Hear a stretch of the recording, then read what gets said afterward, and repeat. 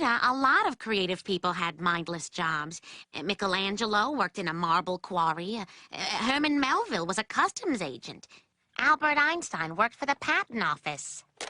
And what is it you want to patent, Herr Smith? I call it Smith's theory of relativity. Hey, look at this. What? All right. Well, in 1895, Einstein, he failed a simple entrance exam to an engineering school in Zurich. Okay, he was a dropout. He was a dropout student.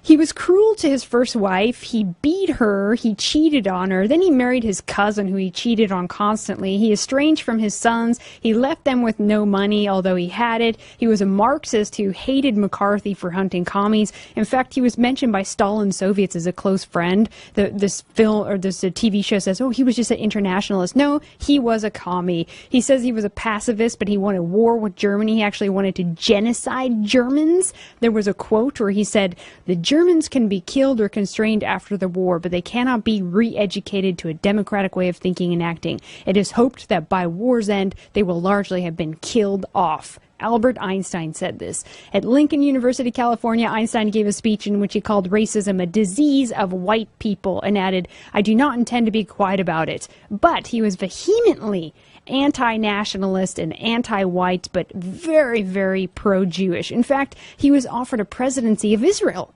He politely declined the offer by saying, I'm deeply moved by the offer from our state of Israel and at once saddened and ashamed that I cannot accept. He was a hardcore Zionist but opposed nationalism at every turn for Europeans. In fact, he wanted to crush it. So what did he give us anyway? Everything is relative, moral relativism, nothing is certain, no such thing as an absolute, anything goes, what is truth anyway? There's no meaning except relativism, of course, right? So only his view of the universe is the right one that we're all choking to death on, right? Many physicists disagree with his theories because that's all they are, is theories.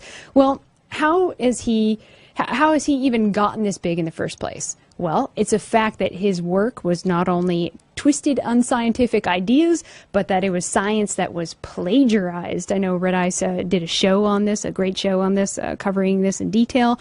His writings included his popular 1924 book, Meaning of Relativity, which was plagiarized from the Lorentz transformation, plagiarism of the mass energy equivalence, largely based on the work of George Fitzgerald and Hendrik Lorentz, Irish and Dutch theoretical physicists. And also the work of French physicist Henri, help me with this, Poincaré. Henri Poincaré. There you go.